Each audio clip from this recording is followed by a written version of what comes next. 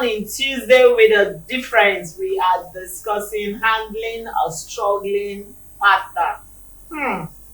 When that partner is struggling through pains, through financial crisis, emotional crisis, anyone, how do you handle them? Yesterday we talked about silence in relationships. And you're the type that your partner is that doesn't talk. How do you now handle the partner in a struggling situation? I mean, it comes for us to have that conversation, isn't it? And this morning, before we went on our break, I said the guest I have sweeting me for her to come. You know, she comes once in a while, and when she comes, hey. Anyway, for our fans and viewers, you already know her, but just in case you don't know her, let me do a proper introduction. We have First Mrs. Wisdom Chukura. Good morning. She is a marriage counselor. In fact, this woman has passion for women. Happy New Year. Good morning and Happy New Year. Yes, Happy New Year. We've not seen this year yet. And count down to your days. Count down, yeah. Yeah. One of the Ooh, May. Wisdom program. It's so good to have you. Thank you so much, Oloria. Thank you so much, Joy, for having me. I can wait to finish. Of course. It will go. Just wrap you. Going to wrap you. And that's the essence. It will be flowing. We'll not hear. Very well. Very well. Good morning. Thank you so much for being our guest. Thank you. And thank you for having me. It's a pleasure to be here again. Do that. This one. You don't lie. You don't lie. Okay. Pastor, handling a struggling partner. I know you've been married for over 30 decades now, and you're also a counselor. So you've had young people come to you for counseling. Oh, my partner. Yesterday we talked about silence in relationships. You know, how to deal with partners that are always silent. And then thinking about the struggling type. The time that even when they are going through all that, do you bring them into the emotional? That's what we are discussing now. How can one recognize a partner is struggling, even when the partner is not talking about it? The partner is dying. Some they are dying in death. They are drowning. They are not uttering one word about it. And you, as a partner, how can you recognize that? This person is going through a lot, even when the person is talking about it. Wow. Thank you so much for that topic. It's really deep. It's a big one because it takes a lot. For you to handle such whether it be the male or the female, struggling, you need wisdom. You really need wisdom. And then you need the help of God to understand the partner. Definitely, maybe you've been together for a while, but you can't know it all. There are certain things that will just cut on their own. Yes, or situation could bring them up. So you need a lot of patience. You need communication. Where that person is not communicating, it becomes very difficult. And that's where wisdom comes in. Because wisdom will help you to be patient with that person. And then go to God in prayer. The Bible says in the book of Daniel, it says, there's a God that's called the revealer of secrets. So he can reveal certain things that, your partner is not telling you. Sorry, I'm going my own, so that is the only way you can, understand what that person is going through. You still go back to prayer to ask God to help you, to be patient with that partner. The partner may be going through, some people don't know how to express themselves. It's not because he doesn't want to talk or she doesn't want to talk, but maybe because she doesn't know how to put it across to the next person. But I tell people, your partner is the best person you can tell everything, whether sweet, bitter, sour, whatever it is, you have to tell. Because there's this adage, I'll go to my local, they say, dead body no dey shame for who go baff am. So you if you are to tell your partner what you're going through, like I once watched one film, and the guy supposed to be a manager. Yes, maybe he was a manager before, but his job. But every morning he prepares to work and dresses like a manager. But when he gets to the office, he's just a cleaner. And he never told wife. So the wife is always expecting, you are manager, you are not bringing anything home. These are new couple, you know. She expects, something good. But he's not communicating. He doesn't know to come out to her and tell her, see, oh, I lost my job. It's not your making. So you should be bold. You've chosen that as your partner. You've chosen to stay with that person. You should open up to that person. So question is key. No matter how sweet, no matter how heavy it is, let your partner know. If she's going to stay, she will stay. If he's not going to stay, he will not stay. And that's where you know whether the love between both of you is genuine or fake. I think many feel, if I should tell her, the marriage you just started, it will just scatter like that again. You know, maybe I'm just trying. Yeah, think like that, but there's no harm in trying. You've not even told her yet to see her reaction, or you've not told him yet to see his reactions. So let him react first, then you know how to handle it. Okay, I want to ask, how can I approach my partner when he's going through this particular struggling phase of life without me looking like I am trying to be judgmental, or someone like you don't have a manner of approach, and especially someone who has a voice that is very sharp or has a mouth that is sharp, you know, so that it should not look you're being judgmental. The way you brought it is like that, and it will give a leverage to that partner. So how do I now try to come in without looking like somebody who has already condemned the man or the woman and judging them already? How? That's a good one there too. First of all, you must understand that the person going through this struggling is already going through some kind of psychological trauma, you know. So you as Nana need to understand that, and then you don't just go to that person anyhow, because the person, I don't want to use he, she now, because it could be any of the partner. Yeah. So the person going through that struggle is already biased, is already having, I don't put it, but so when you just come out like that, he or she might want to be on the defensive. So you need prayer, you need wisdom, you need to understand the right time. Timing matters. When I say timing, I mean his moods. You need to understand his mood, and it must be somebody that you must have been together. You must have known that person for a while to understand the person's moods like that. So you don't just go to that person, and then you need wisdom. You need wisdom, and in most cases, if it's a man that is going to struggling, women are blessed with wisdom. Your tongue, is coded. I said, we men don't have wisdom. That's not what she said. So you know how to approach him. Even when it is painful, you swallow your own pain first. Deal with yourself first. Understand him first. Then go to him. Honey, I understand how you're going through this pain. We are in it together. You have to open up so that we can carry. When you are the only one carrying it will be too heavy for you. But when you allow me in, we'll carry it together. Waiting, me and you take this journey. We've signed the dotted line together.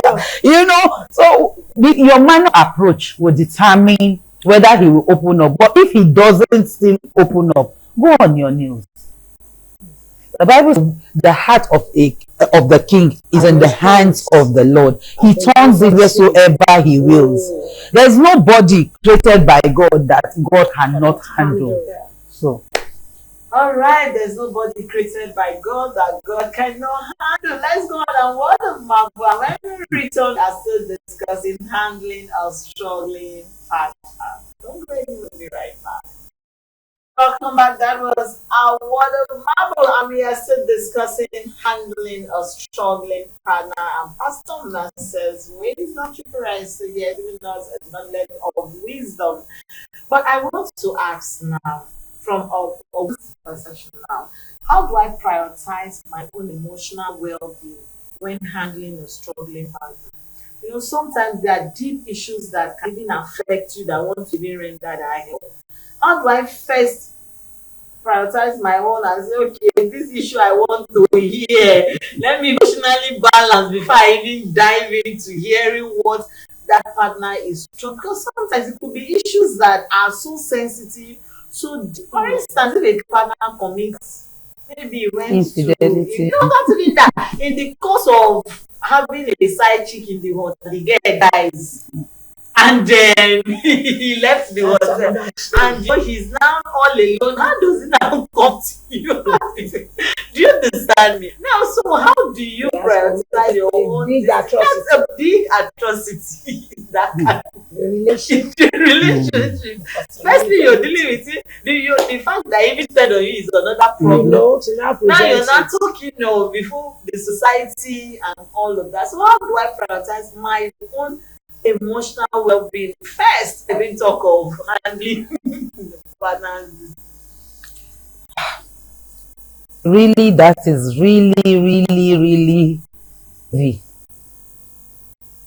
We are humans. Despite the fact whether a believer, an unbeliever, it doesn't really matter. First, you are human. For you to handle it, use God. You still need God to help you.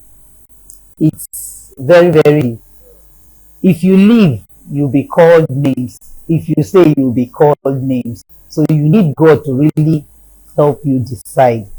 You still have to stand by Him, because if you're married, you signed already that you're in for it, for better, for best. So you have to stand by Him, even when you are hot. You can, express your own feeling inside, but out there you still stand and pose for Him. That's the truth. You still have to stand and pose for Him. Both of you will sort yourselves later, because you signed for it.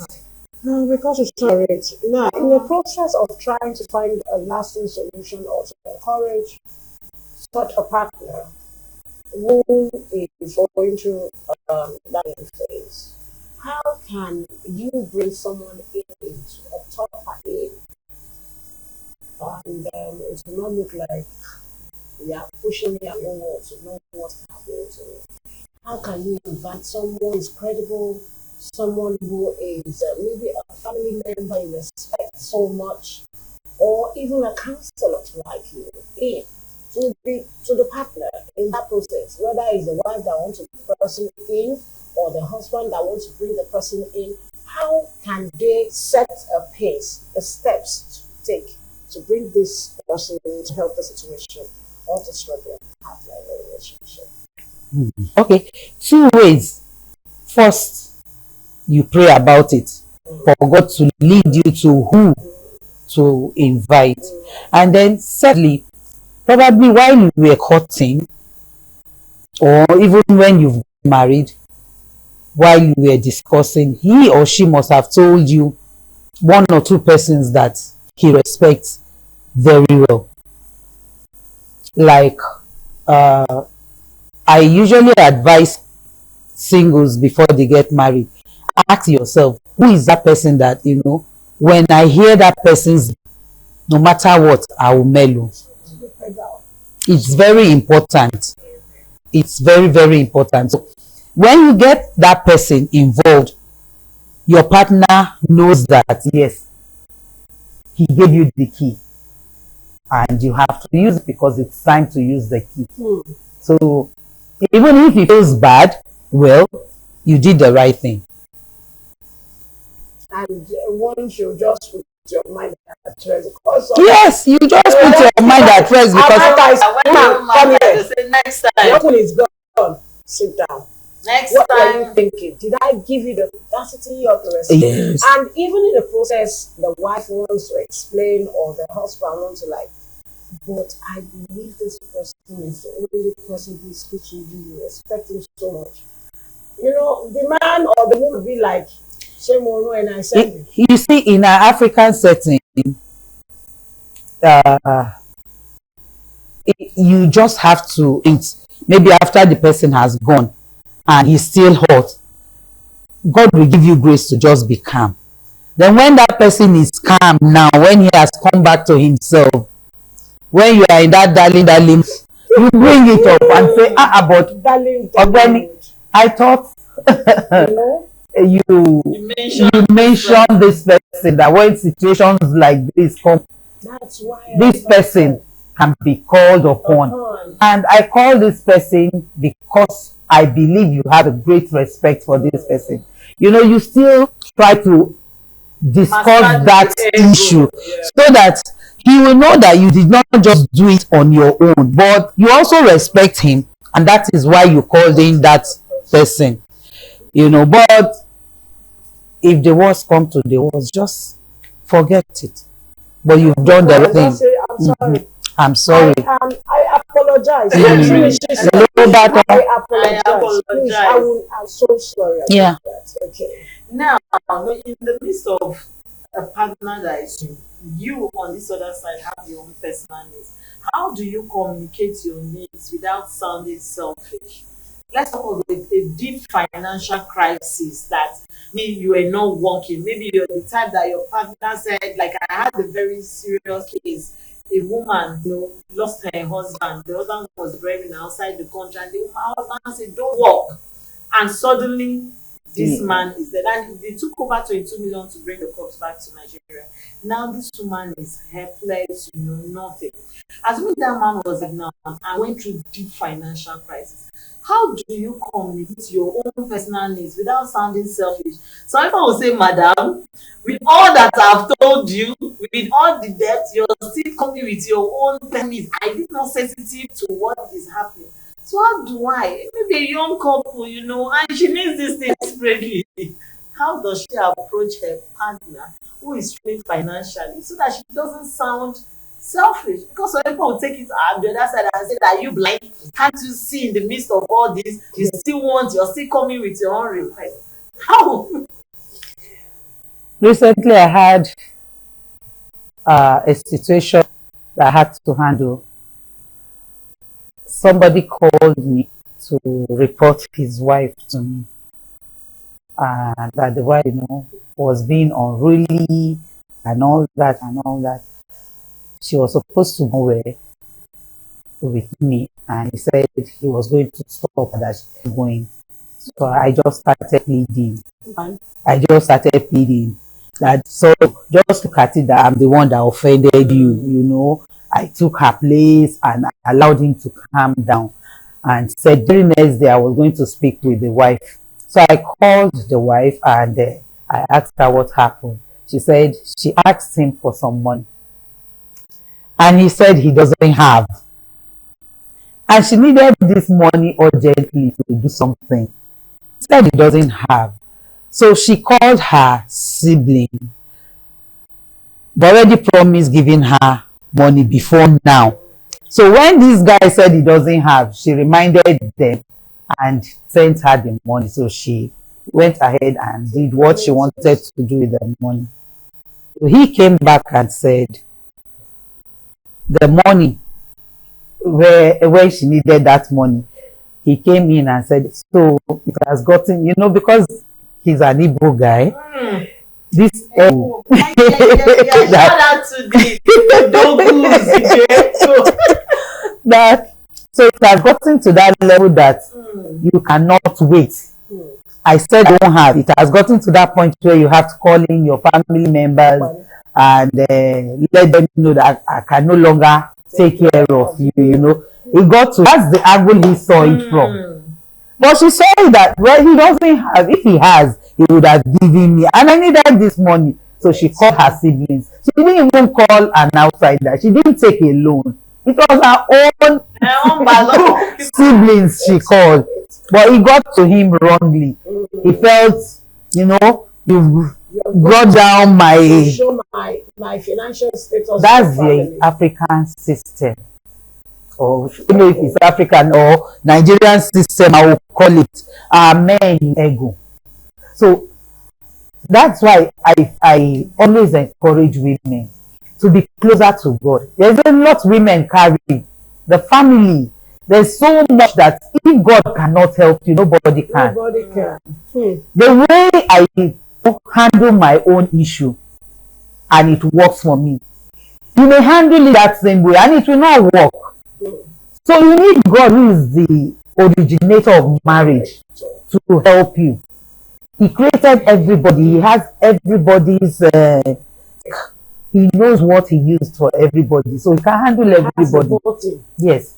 So you just need God. It's very difficult because at that point maybe the person has, but he just wants to try you. Maybe he has, or he doesn't really have truly. How do you now know? Maybe you've asked him before when he had, and he will tell you he doesn't have. So this time around, let's pray, you see, went somewhere and it will still bounce back to become trouble. So you just God. It's very difficult in such cases. You know, human beings naturally, they are wonderful people. Very wonderful. I love that one. Wonderful. Very wonderful. Now, because of our time, we need to run quick now. How do we now avoid taking too much emotional burden upon ourselves while trying to help our partner? Someone who is out to help the partner is now taking so much burden, so that there will not be a way that the whole situation is going to backfire kind of. How? I will choose the one that I know. The Bible says, love your neighbor as yourself, not as yourself. Don't carry person load more than you carry your own. There's a limit which you can go. You can't help him if God will not help him. The limit you can go. Now, that is to someone who is married. Yes. Talk to someone not, and who is, you know, in this relationship. How should maybe you're just friends, or what kind of relationship? Yeah, relationship, courting relationship. How can, you know, someone who is still trying to get a balance now help somebody who is still struggling?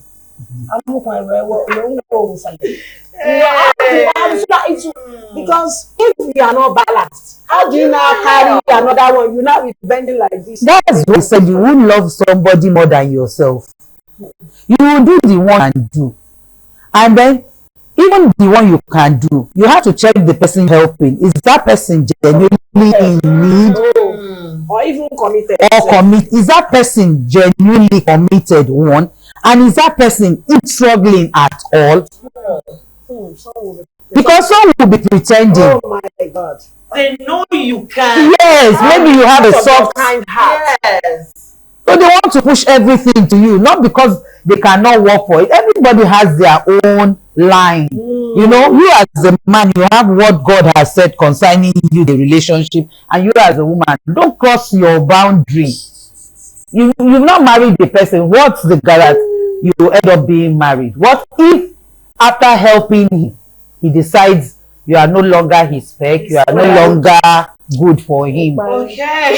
Yes, because I have situations where a lady helped the man to stand, and when the man traveled out, Oh my God! came back, said, sorry, how much was it you gave me? Hey, you don't reach that. Yes, let me pay you back. After how many years? See pride. After how many years?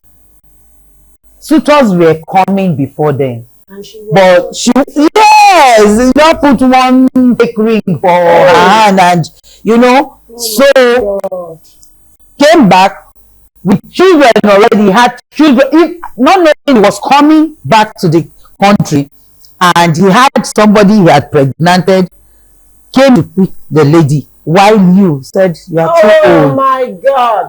you are just too fat, just some nasty excuses like that. So when you are carrying load, shine your eye.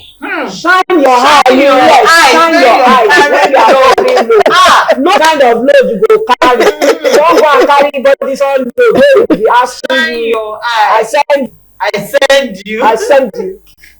It was just your heart of pity. I need to pay for that heart. Yeah. After many years, commitment, sacrifice, Yes. dedication, you left many things because of this same person. It's now coming back after like 15 years you have been waiting, and 10 years or 5 years. Even 2 years. Even 2 years is something. It's now coming to tell me how much I'll pay. Now, money actually, standing for all that time when you've been having to The emotion. comment, the emotion, the trauma, the time. Money cannot. Thank you so much, man. We really appreciate it. It's always beautiful when you have this beautiful, dashing pastor, Mrs. Chukura in with us. Thank you so much, man. Thank you. Please, regards to our captain. Thank you. Thank you. Tell him we are trained. You are just always looking, always glowing. Always. I don't know. Yes, so don't go there. If you are like this, I wonder how it will be. And the kids, you cannot imagine. Glory be to God. Thanks so much, ma. It's Thank another you. good time with you. We hope to see you very sooner than you can expect. Ah. To your countdown to your birthday on Friday. Thank you. Love you. Thank you so much, viewers at home. We love you. We appreciate God's grace over your life. We hope you have a splendid day ahead.